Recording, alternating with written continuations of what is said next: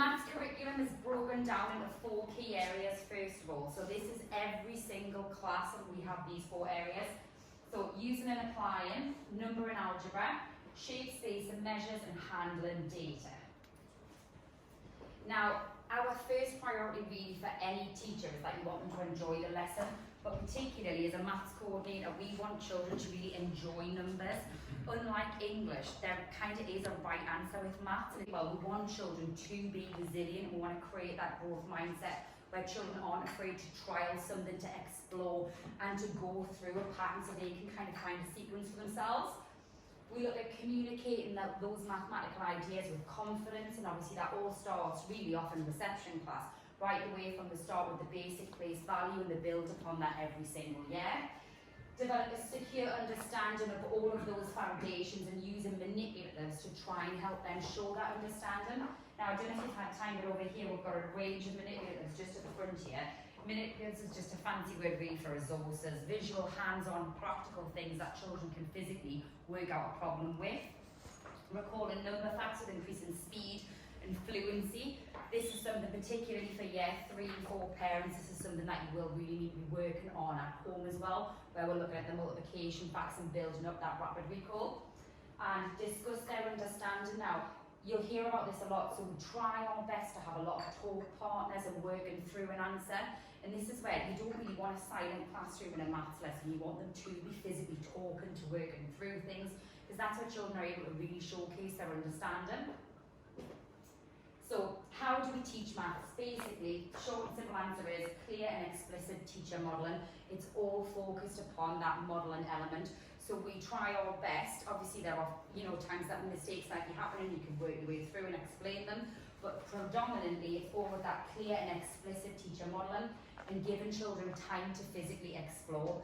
It is a difficult one to give time to explore, I would say, in a very tightly packed curriculum. So we do try and do that through morning tasks by doing extra sessions, maybe on a morning. Children are really quite good and quite keen. If you manage to hook them in and engage them, they would do anything to impress. I think it's really linking back to giving them that time to explore. And it does follow a clear sequence, so when you are modelling anything really, it's focused on the process first of all. So you introduce the topic, you introduce the method, you give them time to physically think about it, just like we do when we learn as an adult. You talk it through, so that's where your talk partner comes in, and building up that clear relationship between you and the children in your classroom is really important. And everything visual as well, so if you can visually see something, you can build that relationship and the connections between things are clear. So engagement is something we really do try our best with that, St. Peter's. So if children aren't engaged, they're not really going to learn anything. You've got to hook them in, you've got to keep it exciting. So one way we do that is shared counting, call responses, so particularly with multiplication, and sorry I keep on looking at Miss Marshall for this just because she's the Year 4 teacher now, but call responses, so building up together as a whole class, and whiteboard chili challenges. Now, this maybe sounds cruel when I say this out loud, but we do deliberately make a point of choosing children who sometimes we know aren't listening, because it creates that element where nobody can just sit there and hide. If they know at any point you could be asked a question, so nobody can sit back. Everybody is required to get their whiteboard up, to get their answer ready to share. Opportunities for overlearning, practice, rehearsal time is really crucial. Again, I know I've said this already, but we do have a really tightly packed curriculum. We do, like I say, try and do that through the daily morning tasks. And this is something that we've done for quite a few years now, but a wake-up, shake-up at the start of every single maths lesson. And it could be linked to maybe something that we covered in the last lesson, it could be something that we covered last term, even last year, just to build that up, because we want children to be able to remember those key facts. Not that, oh, well, I did that in Year 4, but I haven't looked at it since. And particularly in an element like fractions, for example, I mean, the unit is colossal. So if you don't keep building up on that, they're not going to recall it. So just giving them time just to look back over those basic things and just help them remember, really. So manipulatives in maths, and this is probably where I really am going to go on turbo speed, so apologies in advance. So I'll quickly run through them. It's an essential skill really for Key Stage 1 and early years, that you would use hands-on physical practical resources, but it is also something that we're really heavily dependent upon in Key Stage 2. Sometimes I think, and especially being in Year 6 this year, I've noticed a lot, sometimes I think they're a little bit too cool to use those physical resources. So I think it's making children aware that actually it's a skill to help them progress further. It's not necessarily a crutch to keep them like falling behind. It's there to basically show what you can do. So I'll go through each of them for you now. So we'll have, first of all, every teacher's, this is our best friend, cubes. You can use them in any way, shape or form. So here, representing numbers. So here's where it is different from Key Stage 1. So we might represent Roman numerals with them, recognizing shapes and patterns, area and perimeter, and counting in multiples. Again, not to hop on about the multiplication test again, but in year 4, that's something really crucial because you can build up, and particularly if you've got different coloured cubes or maybe counting sticks like we've got over here as well, you can physically show that relationship and build up how many blocks you've got. Place value counters, now here, and we have over here as well, some of them, we've got them now in decimals as well. So this is really good so children can physically see what a tenth looks like, what a hundredth looks like, and build it up, so then they can hopefully build that relationship between, if you have 10 tenths, it will be equivalent to 1 whole. So it shows something that's quite abstract and allows them to physically see what it actually builds up to. Oh, sorry, Miss Marshall, just go back with me. Rushing ahead. I'll just go back to this one, where it's building the number relationship, so that is something that we're going to continuously do. So from year 3, where you'll be looking at basic 3-digit numbers, year 4 you might look at 4 and 5, year 6 you then introduce to decimals, and then in year 5, sorry, you introduce to decimals, and then in year 6 you're expected to know all of the different number patterns. Here it's making sure that those relationships between the numbers are explicit, and obviously addition and subtraction is very good for too. Coins, again, not just something that's used in early years for a shop, for example, or a home corner. Coins are used particularly for finding the difference. This is something that always makes me giggle. So say, for example, you've got a 2p coin and a 50p coin, and you say to somebody, oh, what's the difference? Oh, well, that one's silver and that one's got a 5 and that one's got a 2. So physically, like counting out and getting them to physically find the difference between the numbers. Base 10, again, base 10 is something, and I know Mr. Voss has done quite a lot of this year already, with representing and recognising numbers. So after COVID, we did realise that obviously children didn't get their experience of the practical hands-on elements because they didn't have any manipulatives at home, and with the best will in the world, goodness, we're just trying to survive the day, let alone going through and trying to make maths even more exciting. So getting back to it where children can physically see and build those numbers and build it on that relationship between the numbers. Addition and subtraction, I think it's really good with, especially with somebody who might struggle with maths and might not be able to physically see how abstract something is. If you've got physically a 1,000 cube and then you're adding to it how it builds on, so you can build up that 100, that 10 and that 1. Cuisenaire rods. Now, that one, I won't lie, I did actually have to Google how we actually say that, because we were saying, is that how you say it? But yeah, Cuisenaire is the official terminology. Now, this one is an essential one for fractions, I think. As I said earlier about representing the difference between 1 being equivalent to 10 tenths. You can also build up if you're adding fractions, so say 3 halves and 2 fifths, and then here on the end there, it's really good to physically see the differences between them and build it up so they can see what 1 would physically look like and how many parts of that 1 whole they would have. Counting stick. Now, I'm not going to make you watch this video because it is quite long, it's about 7 minutes. I'm going to load it onto alongside the YouTube video. There's a video that follows after this, but we think it's potentially a little bit too long to put it on, especially as it's being filmed. So this is something that we use particularly for introducing times tables. So it's just a basic stick. You could literally use a broomstick, whatever, and you build up the times table fact. So I always start off, if I'm introducing any times tables, by writing down. So say I was looking at the 5s, you'd start off 1 times 5, so on and so forth, and build it up so everybody knows 1 times 5 is 5. Now think about it, can we do 5 and 5? Well, we can definitely do that. So now build it back, and then you refer it back. So now you know 2 times 5 is 10. Can we multiply a number by 10? And then you build it up that way. I won't talk about that for any longer because it's all explained in the video, but it's really good and it makes explicit links between building on those number facts so you can refer back to prior knowledge. So what actually seems like a really overwhelming task, you can break it down, and I have to say, the year 4s last year did absolutely phenomenal in their multiplication test. Granted, we really did work our socks off, but it was all down to just practice, and just making sure that they were able to recall as many multiples as they can. So hopefully this year we'll see a big difference from Mr. Voss in year 5, because the children will have more of a secure foundation of their multiplications. Because with the best will in the world, all children are supposed to be able to recall all 12 times 12 multiplication facts rapidly. It doesn't happen in reality. It's something that you've got to constantly practice.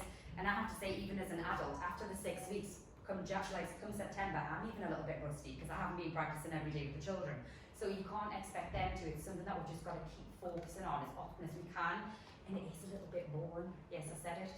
So, and it's repetitive, but it just takes that focus, trying different facts. I'm going to load on as well the different routes that we, well, particularly when I was in year 4 last year, that we took to try and make it a little bit more interesting and exciting, just so that you can engage them as much as you can, really. So, methods in language. So in 2014, we had a new curriculum for maths introduced, and as a result of that, this brought out all of the manipulatives, and it really changed the focus really on the methods that we use. So now it's predominantly focused on manipulatives, visual based. So rather than just having reams and reams and reams of multiplication or like column method in the book, it's all about the place value and making that link. So now we've got things like the part whole model. Now in like brief, you've got your whole at the top there, and then you have parts of the whole. This can be then implemented into many different ways. So we have here with a fraction example, here with 3 different numbers, and then here you've got your whole and you've got to work out the parts of the whole. It's something that's introduced right away from early years in reception. So children are pretty familiar now with the actual methods. It's just a case of changing the context. So it gets them really to think a little bit outside of the box rather than a simple, what is 1/6 and 5/6? They've got to then problem solve, and it's given that reasoning to it. We've then got the part whole model.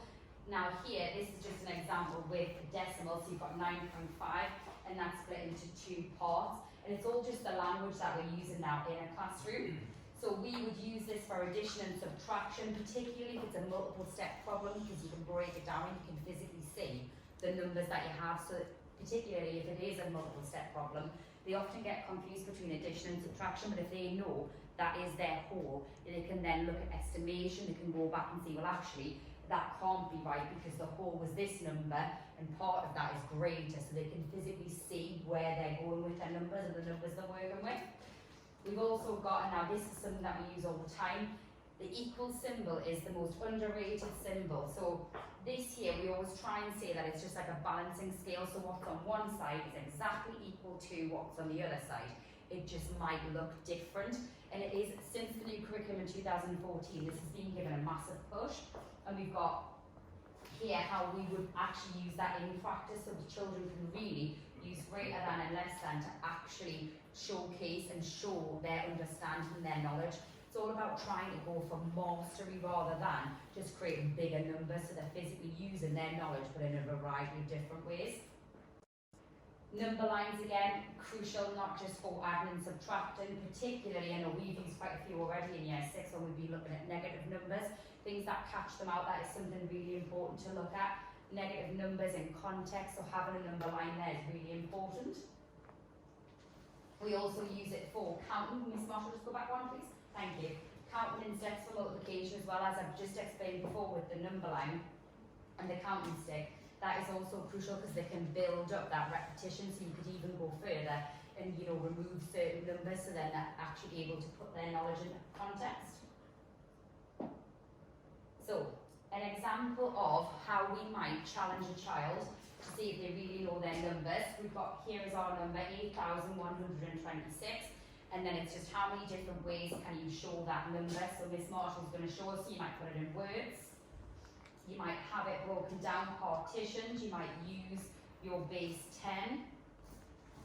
You might have the counting counters even, not the counting counters, the counters. And then a number line as well. Now this is something I briefly spoke about with a parent last week, but I thought I would just go over it again. Place value in the power of 10, and I'm pretty certain most of us in this room would have learned the same way, where if you're multiplying any number by 10, you just put a 0 on the end. or if you're dividing a number by 10, you just take a 0 off, or you move the decimal place. This can be quite dangerous for children because they haven't got that full knowledge of place value there, because literally they just think that when you multiply a number by 10, you just got to add a 0 on. So we're really reiterating and going over the focus of the value of 10. So when you multiply a number by 10, that number is boosted by the power of 10. So 1 then becomes a 10, a 10 then becomes 100, so on and so forth. So I've got a little bit here to show you. So here, using the base 10, 110 is 10 times the size of 1, 1. 100 is 10 times the size of 110. 1,000, 10 times the size of 100. So that's how we'd always start off any kind of place value where you are looking at the power of 10. Again, multiplying by 100. 100 is 100 times the size of 1, 1. 1,000, 100 times the size of 110.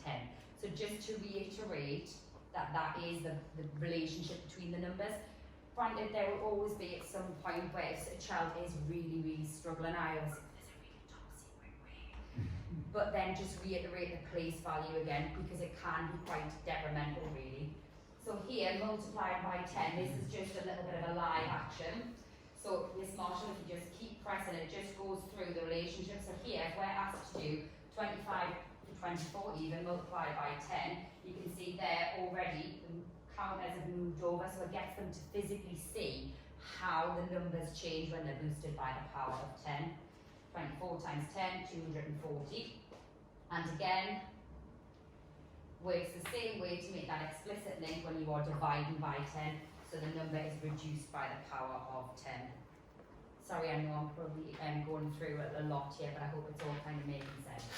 So just a quick example, if we had 430, we're dividing by 10, the counters would physically move, and then you would hope by the time we're getting into 5 and 6, that knowledge is fully secure and they do have that firm understanding of the place value, so then they're able to apply in a range of different contexts. But by introducing it using the place value chart or using the counters so they can physically see it, hopefully that just embeds that knowledge for them. So here is where my helpful assistance will be coming in a few seconds time. So we're going to demonstrate written methods in Key Stage 1. So first things first, in Key Stage 1 and Key Stage 2, usually year 3 starts off really simple with just a partition to add or subtract. So if we were given this problem, 315 add 221, you would break it down into your hundreds, your tens and your ones, and then you would add them all together at the end there. So they're using that partition of knowledge that is really focused upon in Key Stage 1, and that's just further embedded, but with a larger scale, because you just look at a 3-digit number then in year 3. Now those who are feeling a little bit more confident might then be introduced to doing it using a manipulative so that they can see the relationship between the numbers. We do try, and this is something that I really focus on when introducing this, try to focus upon the fact that you're exchanging the digits. So say you're faced with 8 add 2 creates 10. You've then exchanged your 1 for 110. And if you're using a manipulative, you can really see that. So you've got 10 1 counters, you move them to the side because now you've got one singular rod of 10. Another way I like to approach it as well is just saying that they're really, they're not very friendly, they're really antisocial, they like to just stick with themselves. So the 1 stick together, the 10 stick together, the 100 stick together, they never mix. And they kind of like that, and they link it to different stories and features. So, Mr. Campbell, you are, Mr. Campbell's going to demonstrate. So we've got 328 and we are adding 122. Audience participation.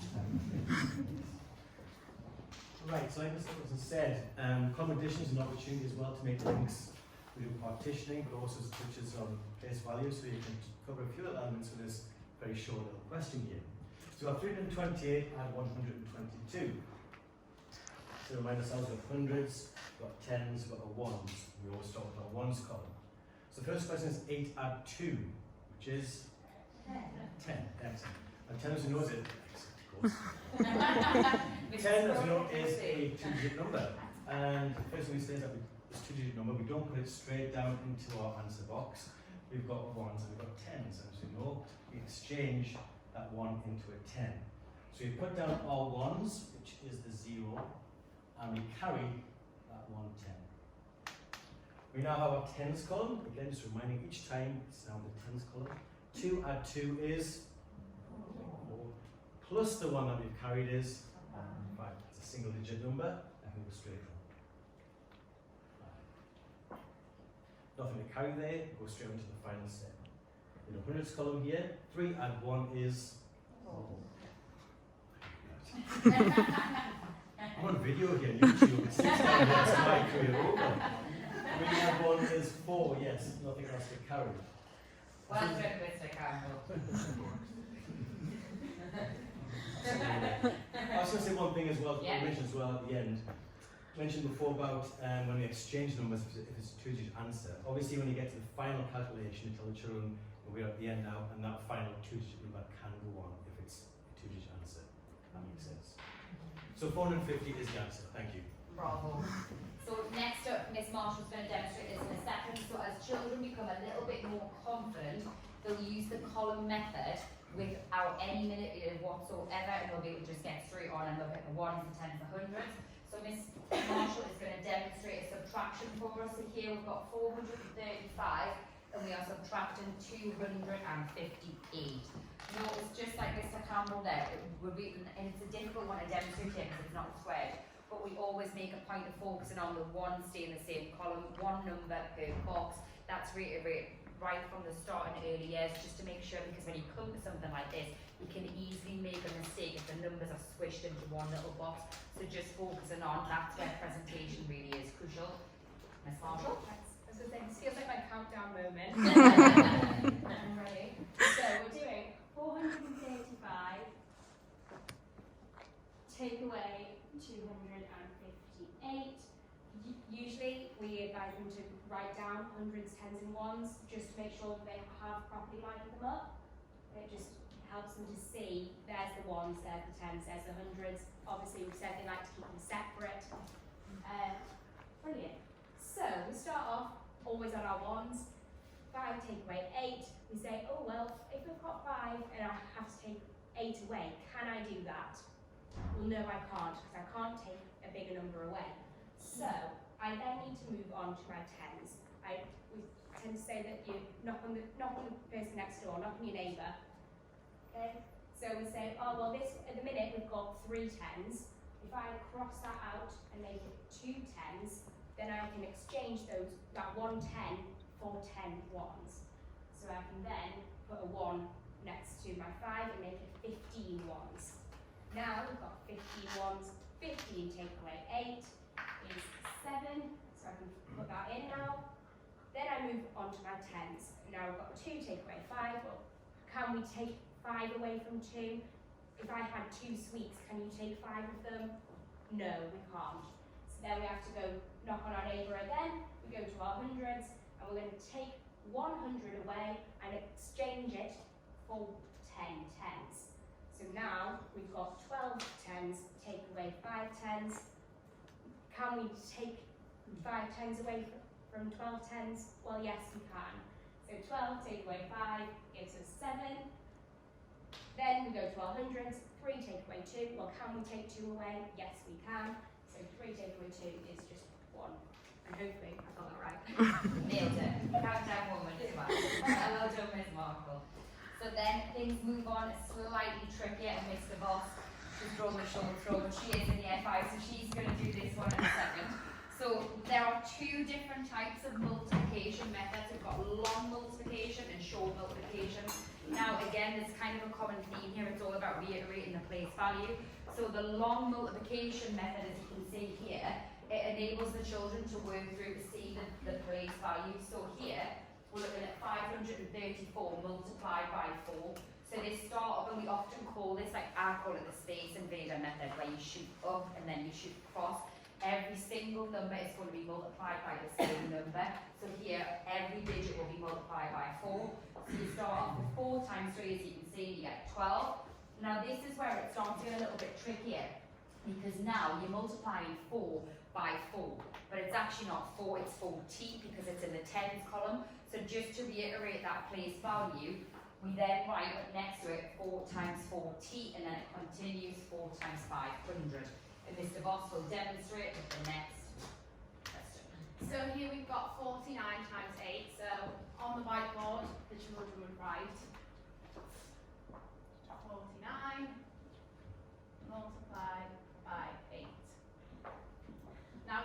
I still use the shoot up, shoot across method, but because here we're looking at the long multiplication, we would do 8 multiplied by 9, but in brackets here, we write 8 multiplied by 9 to remind us what we're doing. 8 times 9 is 72, so keeping the 2 in the ones column and the 7 in the tens column, we write 72 there. Next, we move on to the fact that this 4 isn't 4, it's with 40, it's in the tens column.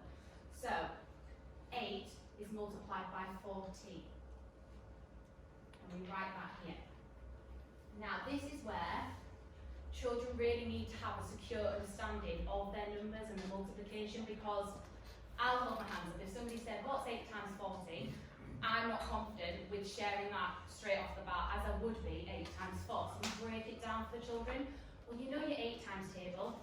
What's 8 multiplied by 4? 8 multiplied by 4 is 32.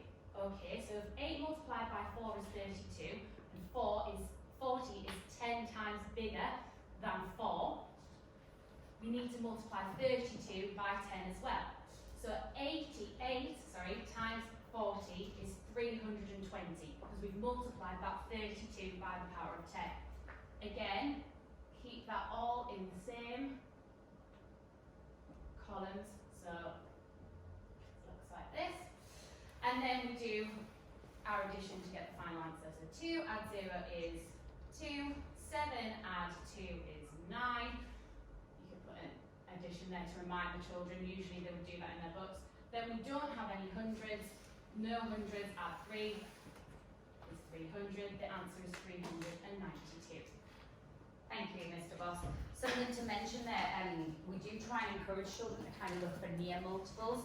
So here they look at 8 times 9. Now, for somebody who does find multiplication really overwhelming, they could then look for a near multiple. So it could be 8 times 10. Well, we know 8 times 10 is 80. Then we could just subtract 8.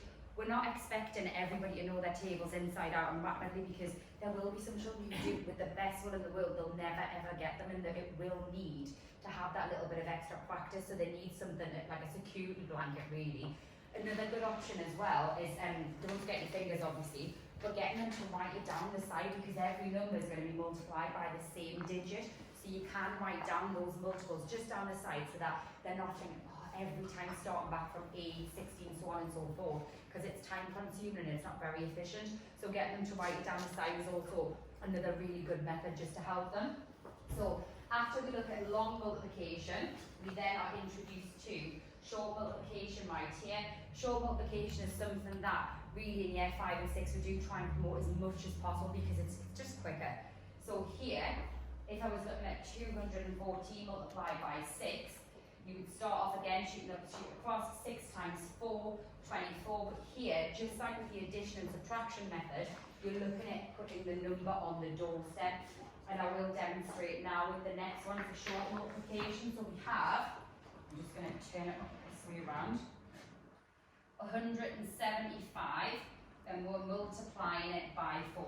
So at this point, if you're working with somebody who does lack confidence, you could literally just say to them, right, straight away work down 4, 8, 12, so on and so forth, and making those links back to their known number facts. So straight away, 4 times 10 is 40, so I'll put that straight in there.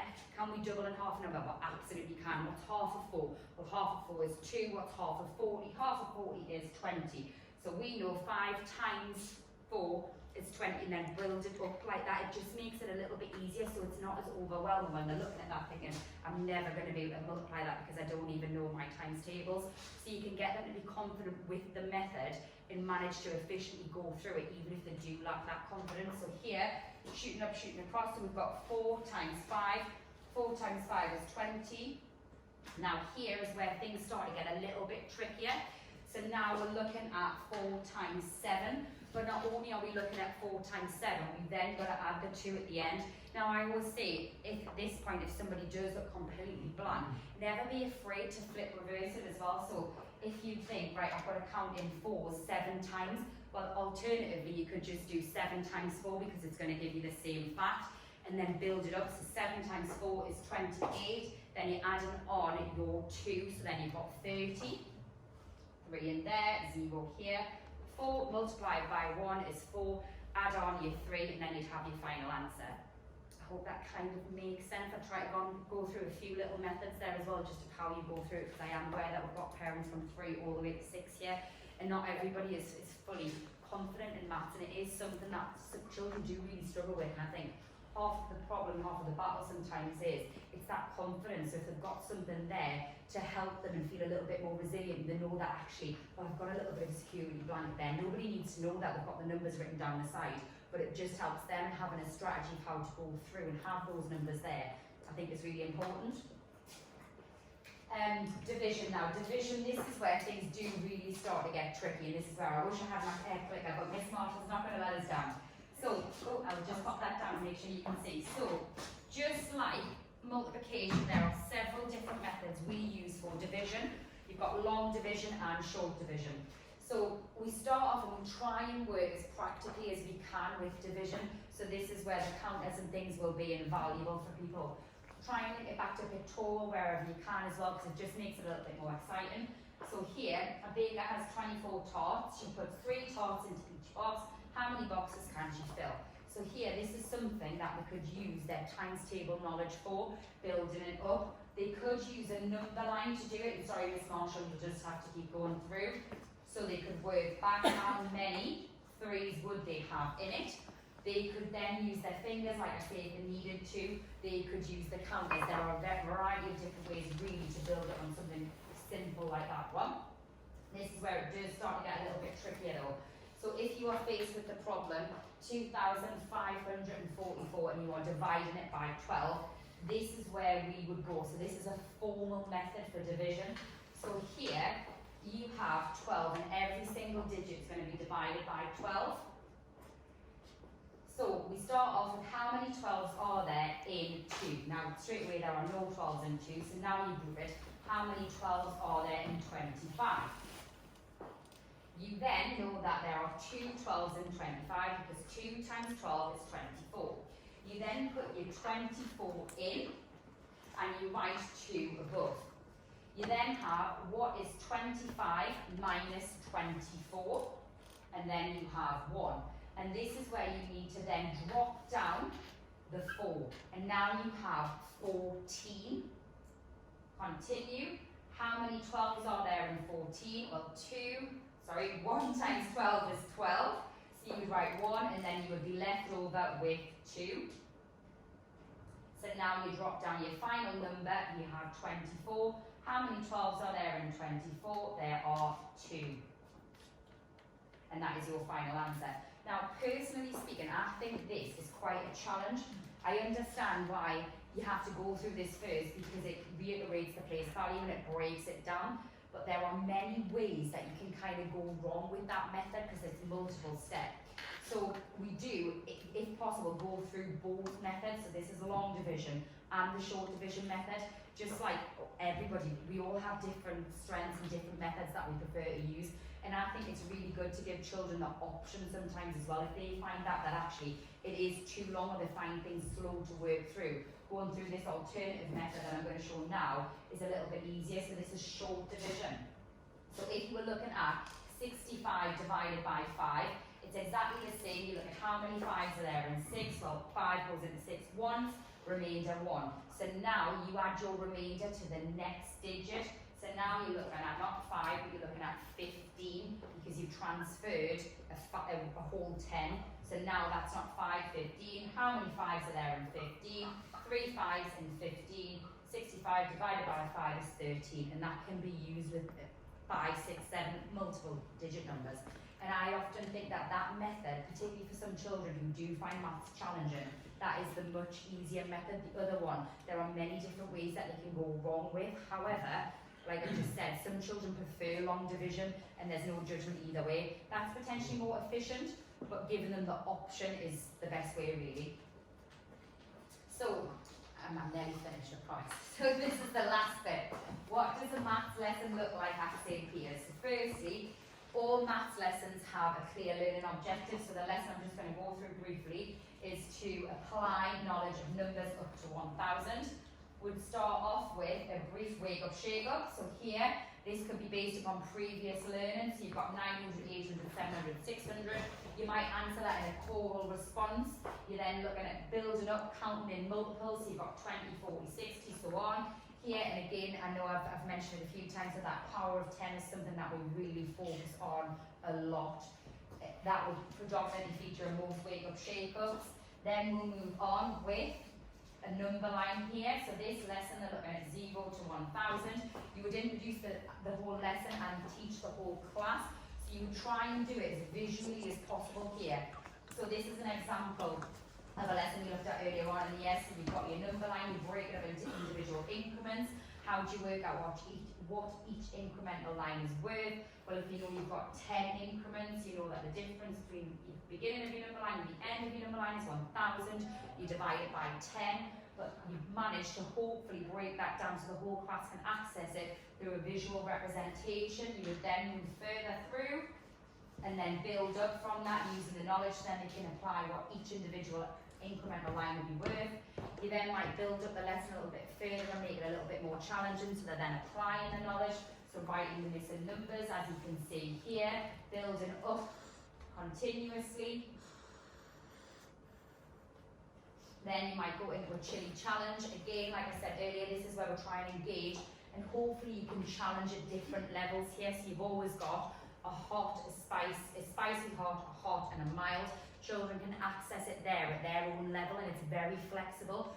And it's the case with some children might be a little bit embarrassed on doing the mild option. Nobody knows because nobody can see it, and it just makes sure that everyone's accountable in that room, because if they're doing it on that whiteboard, they've all got to hold it up, their answers there. You can get a quick grasp as a teacher as to who's got it, who might need a little bit more input, who then needs to be further challenged, who might need a manipulative to help them. So it enables you to get a good grasp of where everybody is in the room. There might be different ones. And then this here is an example of what an activity might look like based upon that lesson and that lesson objective there.